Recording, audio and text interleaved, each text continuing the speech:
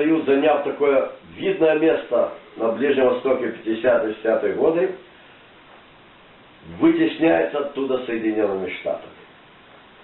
Соединенные Штаты ставят по всей катушку на сионистское вот это, значит, дело и закидывают коньки в Египет. Американцы, я сказал, что это непростое дело. 50 переводчиков, владеющих ивритом на уровне родного языка, и ни один из них не еврей по происхождению. Это сильная штука. Великолепное знание ментальности народов, ну то есть просто подготовка, да. Подготовка великолепное, понимание этнопсихологии. Значит, американцы договариваются с египтянами и самым высшим руководством Израиля. Замутить еще одну войнушку. Некий успех приобретают арабские армии. Успех этот потом развеивается в пыль, но Египет в конечном счете получает всю свою территорию, потерянную в 1967 году.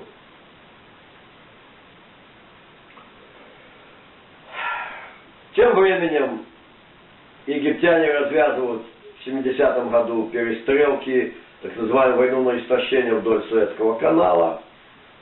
Советский Союз столь втянуто помогает египтянам, что имеет место даже воздушные бои между израильскими и советскими летчиками. Ну, здравомыслие обеих сторон приводит к тому, что никто не похваляется победами. И оставим этот вопрос в стороне.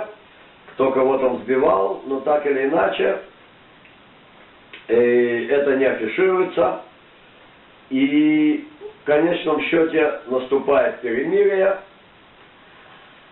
Советский Союз поставляет зенитные батареи Египту, которые будут сбивать самолеты. В 1973 году израильская авиация застряла в войне на истощение.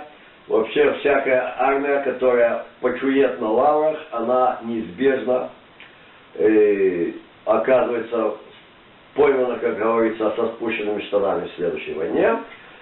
И, кроме того, милитаризм общества тоже к добру не приводит. И, возможно, мы в одной из наших серий поступили заявки такие слушатели, некоторые специфические моменты, касающиеся израильской армии, осветить. Посмотрим и там. Но так или иначе, Насер с горя Ядроспачи умирает, Садат договаривается обо всем. Советский Союз, помня о том, что арабские армии громят, помня о том, какая вообще вышла некрасивая завируха в 1967 году, когда толкали к войне, фактически, самыми лучшими намерениями уничтожить ядерный реактор, не зная, что это делать уже нельзя по гуманистическим соображениям. Советский Союз всячески говорит египтянам, воевать не надо. Ну, чем думал израильское руководство, я уже немножко отметил, в частности скажу, значит, была доктрина такая. Помня опыт шестидневной войны, арабские страны не насмелятся атаковать Израиль, пока у них не будет господства в воздухе. Ну, а Израиль со своей стороны ведь делает все, чтобы арабы не смогли достигнуть господства в воздухе. Грубо говоря, получается что нам удалось создать вечный двигатель. Или из говна золото. Арабы никогда не нападут, просто потому что мы этого не хотим. Но это же неверно. Это формула бредовая. Но у них нет господства в воздухе. А вот они, а почему? Ты так за них решил? Вы руководство Израиля, вы не руководство Египта. Руководство Египта может решить что-то другое. И мир очень многообразен. И это не боксеры на ринге. Есть много всяких фигур. То есть, вот этот минутный порыв безумия советского руководства, когда порвали дипломатические отношения с Израилем и выкинули себя из возможности, какой бы то ни было, быть посредниками, оно находит своего аналога политическо-психологического в перманентном безумии израильского руководства, которое убеждает само себя, что вообще отныне и присно не будет атаки со стороны арабского мира. Хотя именно после шестидневной войны собирается Хартумская конференция, они принимают 3 ля сарам, ля тафавод, ля эртераф. Мы не будем никакого мира с Израилем иметь, никаких переговоров с ним и никакого признания. Ну, Тоже страшная горькая обида. В этот самый момент, сохраняя Советский Союз свою позицию, можно было обе стороны, возможно, снова догнать к какому-то толковому миру и сохранение мощного влияния Советского Союза на всем Ближнем Востоке. Этого не произошло. Договорено с высшим израильским руководством, в курсе дела считанные люди, возможно, глава правительства, да или нет, который фактически глава государства, и, безусловно, главари спецслужб, дать возможность египтянам иметь некоторый успех на начальном этапе войны. Затем события потекут своим чередом, дадим хлопцам друг друга метузить, в том, что израильские войска отгонят египетские, можно не сомневаться, и потом, заключая мир, Египет получает весь Синай. Дядя Сэм сказал, дядя Сэм исполнил.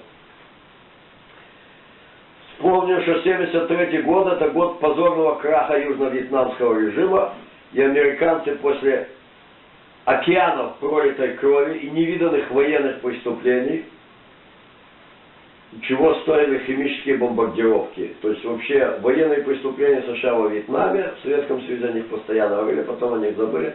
На самом деле почему-то сейчас их не вспоминают. Я думаю, не менее интересно в контексте нынешней политической ситуации, в скобках замечаю, подробно изучать военные преступления США во Вьетнаме, а не только преступления латышских коллаборационистов или бандеровцев против поляков на Волыне. Чтобы вот иметь представление.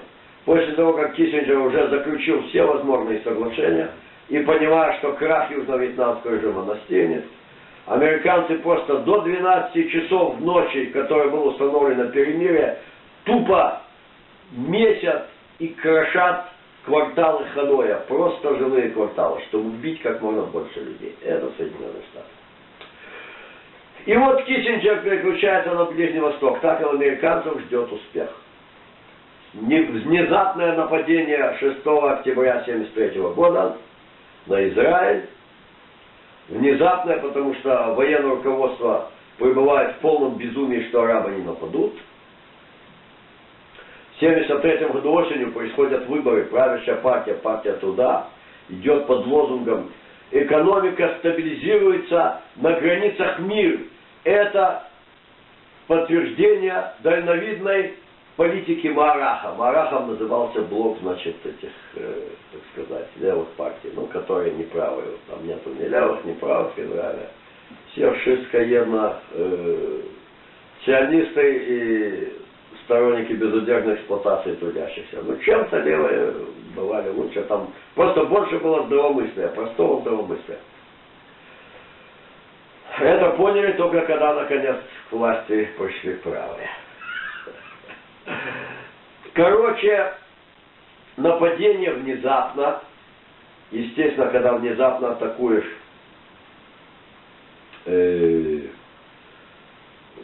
достигаешь успеха.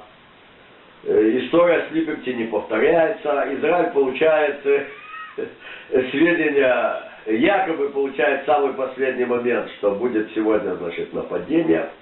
Нападение, сказали, будет в 2 часа дня, на самом деле оно произошло раньше, там оно произошло на рассвете. Короче, собирается, значит, ночью в кабинет. Министр обороны говорит, Израиль располагал тогда 9, значит, боевыми, ну, соединениями, как бы, да. Армия фактически была в качестве бронетанковых соединений. 3 регулярных, и тогда было 6 резервистских, в том числе увеличилось.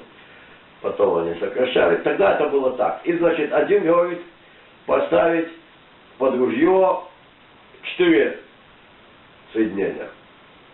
Ну, дивизия, УГДА, на иврите УГДА, ну, УГДА это как бы по словарю дивизия, ну, речь идет о соединении, включающем, значит, там, различные рода войск и придаваемые резервистские части, собственно, мотопехоты. А начальник штаба говорит призвать 8. Глава правительства, знаменитый Голда Меир, решает призвать 6. Потом она в своих воспоминаниях говорит, Что они от меня хотели? Откуда я вообще знаю Мазы Угда? Откуда я знаю, что такое дивизия или соединение? Подожди. Так как бы была такая, которая сказала, что она, я так и не помню, готовит котлеты или нет, потому что 100 раз переиграно, так и непонятно, умеет, не умеет. Но она сказала, я буду полгода только готовить котлеты, там потом уже пойдут там на мое место паханы. Это ж сидит в качестве главы правительства. Ну что они хотели от меня? Звучит очень дурашливо, верно? Звучит дурашливо. Получается, что Голда Меир полная идиотка. Получается, что Израиль это страна идиотов каких-то. Были страна идиотов не создает, значит, на пустом месте ядерное оружие. И не совершает такие разгромы всех окрестных армий в 67-м и в 73-м году тоже в дальнейшем. Да, то есть чем-то эта история, она дурная. Какая-то красная лампочка. Ну, сейчас мы увидим, значит.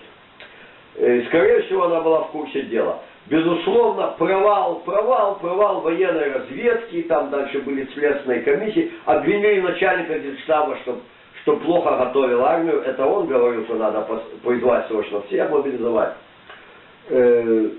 Короче, была назначена комиссия, как всегда, есть результаты открытые, результаты закрытые. Есть такой военный историк и философ, он реально философ, то есть у него интереснейшие теоретические рассуждения о динамике человеческого общества, о динамике военных конфликтов. Ури Мильштейн, интереснейшие его труды, можно отдельно его изысканиям посвятить будет как-нибудь, может быть, серию, да. Значит, он общался с одним из последующих израильских начальников генштаба, который был в следственной комиссии после войны судного дня, так называемой, 73 года. И он ему сказал, ты знаешь на самом деле, в чем было дело? Публиковать это невозможно, народ этого не выдержит. Ну как не выдержит? Произойдет когнитивный диссонанс. Ну, может, какой-то вот такой диссонанс произойдет, чтобы, как я сказал, единственный выход это просто слезать с этого проекта. Трудно слезать, да? Ну как-то надо. Сделано было, чтобы шла буча. Ливан, как я сказал, создали французы Ливан, помните? И до сих пор непонятно, что там с этим сделать. Нежизнеспособная структура государства. И как-то вот, наверное, все-таки надо присоединяться к Великой Сирии, как оно и было испокон века. Вычленять Ливан, да. Вычленили христиан против мусульман, потом мусульманам идея понравилась, будет какое-то свое еще государство такое шиитское, где-то маленькое, но мы сделаем шиитское, а не это. Всюду своя специфика. Моноэтническое Армения сложилась, они дальше хотели экспансионизм делать. Ну как-то сейчас вроде подошли к миру, но когти не выпускают. Франция лезет, подсыхает Армению к войне, понимаете как? Трудно вылезти из этого дела. Короче, народ не выдержит. Даже близко не подошли к какому-то продуктивному диссонансу. Ну, американцы... Ой. Сейчас так гляну. Сколько мяса ты что? Сколько осталось, гляньте. Да. Я завершаю мысль. Сейчас самое главное, подходим к самому интересному. Так. Так. Давайте. Так, сейчас секундочку гляну. Идет отсчет, не идет. А, блядь, канал, получалось, остановился у меня тут пару. Ну, давайте. Было договорено, что определенный успех имеют египтяне, а после войны Израиль отступает из всего Синая, достигнув больших оперативно-стратегических успехов в конечном счете на фронтах. Об этом не было известно почти никому в политическом руководстве. Очевидно, было известно Голде Меир, поэтому она принимает волевое решение не наносить превентивный удар по боевым порядкам, которые собрались вдоль границ. И более того, потом воспоминания хваляют дурака, почему она отказалась призвать всю армию. Откуда я знаю, что такое дивизия? Но она не идиотка и не дура, в конце концов. Вот. Это было договорено, договорняк. А реально военное руководство не получило нужных разведданных, реально продвинулись египетские войска, атаковали упорно, героически держали защитники линии Барлева, так сказать, до последнего. Тоже совершенно оборона не была продумана, шла там всякая чехарда, американцы все это знали, может они насаждали эту чехарду. Сначала построить линию Барлева, потом вдруг там становится командующий этим значит, Южным округом Шарон говорит, надо срыть линию Bar-Lev, половину укреплений срыли, должна быть подвижна. То есть творится какая-то чушь, да, а люди не идиоты. Четкий договорняк. И американцы, те, кто вернули Египту Синай, заключаются Кэмп-Дэвидские соглашения. Сионисты быстренько захомутали, постигнули к себе так называемой военной помощью, когда что год выделяются колоссальные суммы на приобретение американского вооружения. То есть деньги прикладываются в американском бюджете с одного кармана в другой. Это называется колоссальная помощь Израилю. Но там уже пристегнуты к этому делу, развивают свой ВПК. Американцы смотрят благосклонно на развитие израильского ВПК. Как только попробовали продавать, например, свои самолеты Китаю, американцы сказали уничтожить свою авиапромышленность, она была уничтожена. В два приема. Был проект своего самолета «Кфир», а потом имеющийся улучшенный пытались сказать. То есть полностью американская марионетка деваться некуда, и теперь Египет тоже американский. И Садат на стороне Америки. Вот что стояло за 7 октября, за 6 октября 1973 года. То же самое мы видели 7 октября 1923 года. Необычайный успех Хамаса, провал разведки, это не провал разведки, имел место очевидный договорняк. Вопросы, в чем точно он состоял. Может быть, Хамас нарушил условия договорняка и ввалил по полной. Может быть, наоборот, Израилю сказали, заманите Хамас и нанесите удар. А в какой-то решающий момент сказали, Хамас не пойдет, и тогда точно не знаем, что там происходило, но договорняк, явно кровавый договорняк налицо. Возможно, договорняк устроила именно партия Байдена, а Трамп это не хотел. А может быть, и совсем наоборот, что тут они договорились, но так или иначе трудно отрицать, что американская лапа на Ближнем Востоке после 7 октября 1923 года стоит намного прочнее и шире, чем стояла там до 7 октября 1923 года. И успех антироссийских сил в Сирии и всякое остальное. Как говорится, думаем, анализируем, не ищем черное и белое, и не говорим еще точно знаем. Видим факты, высказываем соображения. Ну что, на этом мы сейчас, на сегодня завершаем нашу встречу. До новых встреч.